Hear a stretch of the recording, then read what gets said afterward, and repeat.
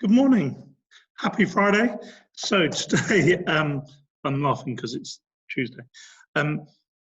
Happy Friday. Today we are going to be looking at science for our topic Friday.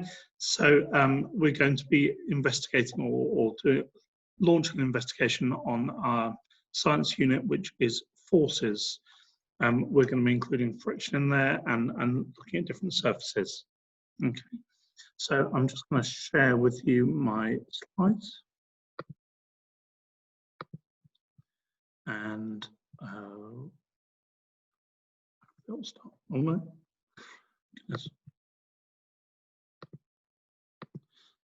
Apparently it doesn't work during the show. Hopefully that will go. Okay. So today we're going to investigate the effects of friction on different surfaces.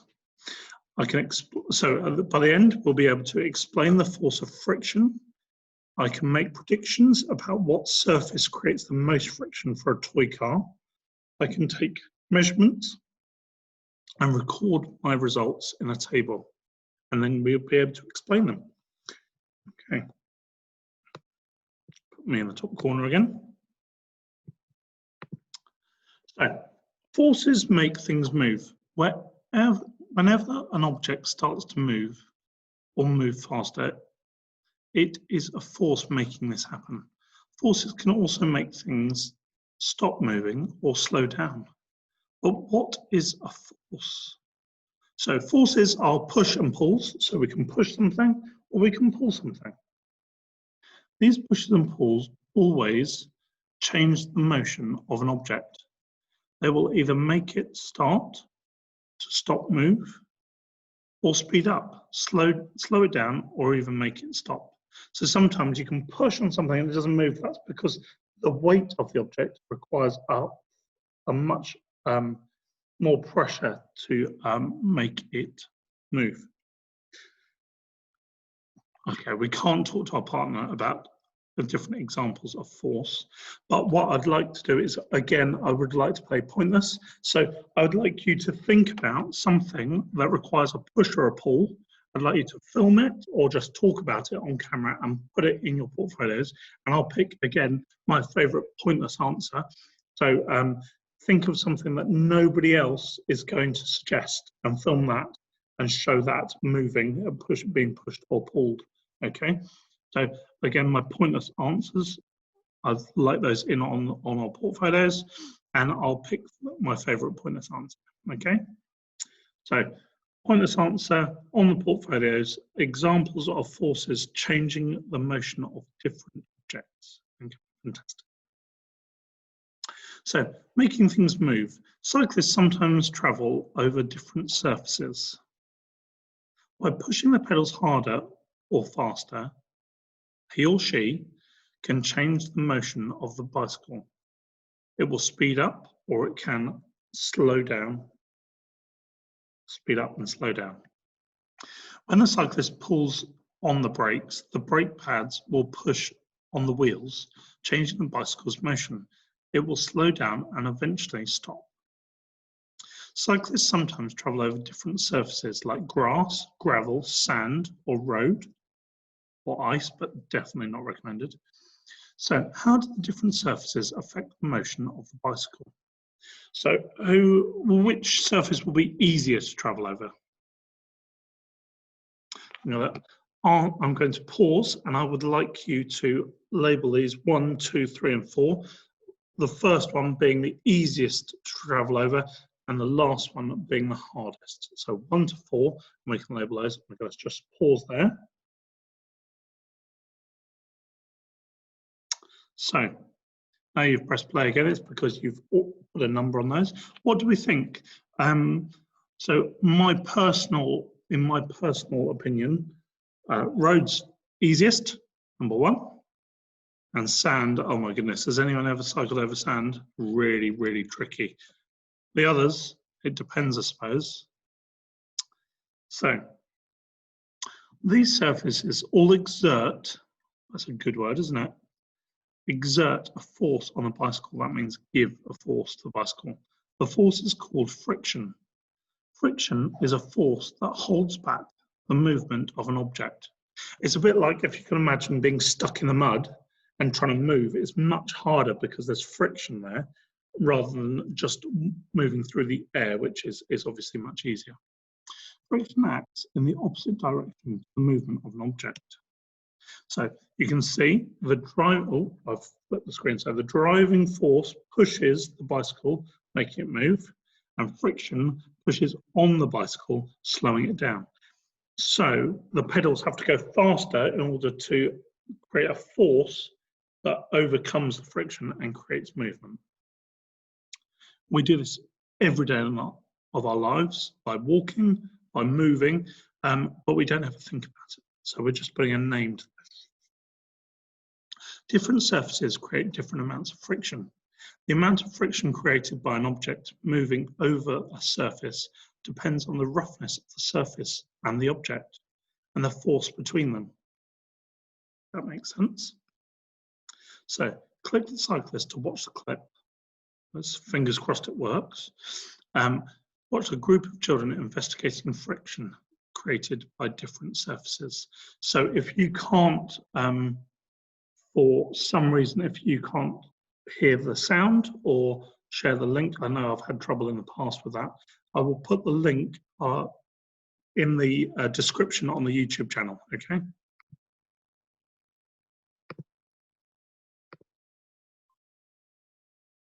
Oh dear. Okay, so we're going to watch that. You're going to watch that. If you pause now, and if you go to the description in the YouTube channel and get this link, I will post that on there, and then we'll be able to watch it. Okay. Because it definitely doesn't like me, and there's not a lot I can do about that. So, watch the clip now. I'm just going to pause.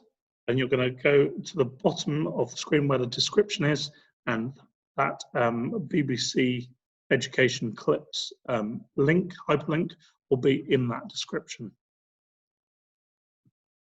Okay, welcome back. I hope you enjoyed it, and we'll move on. So, we're going to do an investigation. Obviously, you won't have all the things that we're talking about, but hopefully you'll have enough to make it work, and you can think about different surfaces that you can test out. So your boards that you use will be different. So you will use a toy car. Don't know where the toy car is. So you'll use a toy car, boards covered with different surfaces, and a ruler. So most important thing is you start off with a ramp of some description. And this can be anything.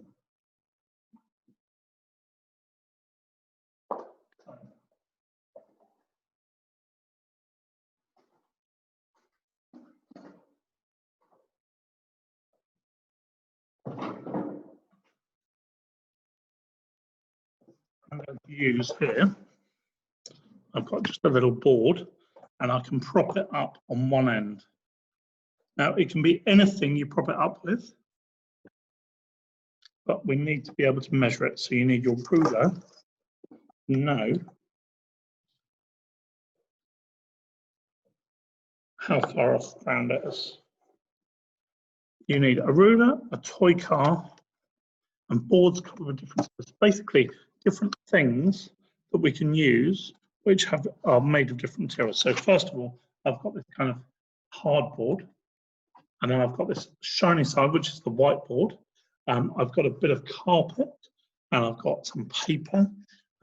But you can really think about what surfaces you have in your house, what things, what materials maybe. Maybe you've got some wool. So long as it's a sheet material, so it's flat and you can put it on a board, you can use anything you like. But you do have to have hopefully 4 so that we can make this experiment.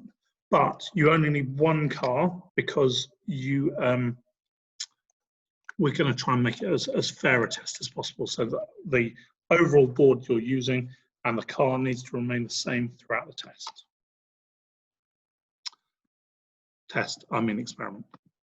So place the car at the end of one of the boards, place the car at the side of the board. You can measure the height of the board as you lift the end. lift the end of the board that the car is on 1 centimetre at a time. So this is really good for our measuring skills. So if you remember, if your ruler, on most rulers, it will say centimetres, hopefully, or centimetres. So you're moving it 1 centimetre at a time, in 1 centimetre increments, it's called. You might want to get a family member to just check that you're measuring it correctly for the first 2 centimetres, and then, yeah, it will be right. So watch the car carefully and notice at what height it starts to move. And I would check, because as you see, my car, as I move it up, I'm not actually measuring it, but it's taken 20 centimetres to start moving.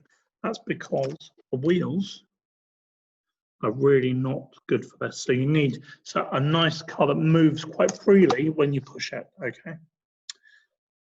Because what does matter is the change. So as you change each surface, you'll get different results anyway. So watch the car carefully and notice at what height it starts to move. So you want to leave it at each centimetre for a few seconds to see whether it moves before you move on. Try this with each of the boards covered with a different surface. Okay, so once you've done it once, and as soon as the car starts moving, you write down what centimetre it was at. So as you lift the ramp, gravity will pull the car down the hill. Friction will be pushing opposite to this to leave it to remain. It's only when the gravity gets higher and higher that it starts to move. Surfaces that create a lot of friction will need to be lifted higher for gravity to overcome the friction and pull the car down the ramp. Surfaces that don't create much friction will not need to be lifted as much, as it will be easier for gravity to pull the car down. So I'm going to put this investigating friction link again in the description. Fill in your investigation friction activity sheet to predict which surface you think will create the most friction. So you need to write down what surfaces will be tested, and then you need to predict which ones will be the most resistant, but create the largest amount of friction, and which ones will create the least amount of friction. And then you need to fill in the rest of the table, okay? There's a word bank at the bottom, so hopefully that will help. Use your results to come up with a conclusion about the surface that created the most friction, okay? And hopefully your prediction will be positive, will be accurate, but to be honest, even if it's not accurate, this is all about investigating and enjoying that investigation process, okay? So it doesn't matter if your prediction is wrong, as long as you've then done the investigation and found out and concluded my prediction wasn't accurate. I thought the glass would be have the least friction, but actually it was the jelly. It's a bad example. Okay, so what did we discover? Which surface created the most friction? Which surface created the least friction? Was your prediction accurate? Okay, so that is what we're going to be doing today. I want to see lots of photos and videos. You can do the worksheet as well, but above all, I want you to really enjoy this as the Solve Friday lesson. Again, it's about being scientific, so make sure you have the same car and the same ruler and board that moves up and down, and just change the surfaces so you're keeping everything else as similar as possible, okay? I hope you have a good weekend, and I'll see you again at 9 AM on my YouTube channel on Monday.